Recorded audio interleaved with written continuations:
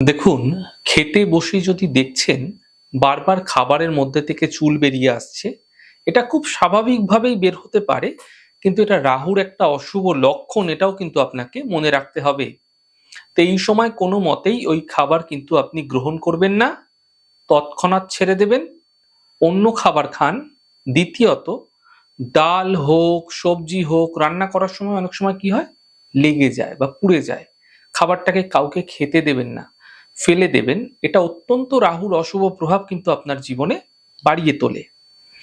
তৃতীয়ত, যাদের মাথা অত্যন্ত খারাপ থাকে, ছোট ছোট বিষয়ে উল্টোপাল্টা কথা বলে দিল, মেজাজ সবসময় গরম, কাউকে তোয়াক্কা করে না, সবসময় মেজাজের মধ্যে একটা উগ্রতা আপনারা লক্ষ্য করতে পারেন।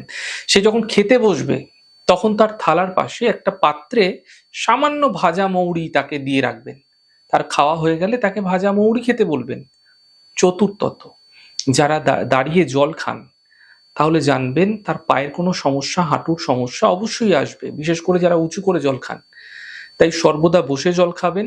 এই প্রভাবগুলিতে কিন্তু, এই লক্ষণগুলিতে আপনাদের রাহুর অশুভ প্রভাব কিন্তু জীবনে ক্রমশ বাড়তে থাকবে। এগুলি মেনে চলুন, ফায়দা পাবেন।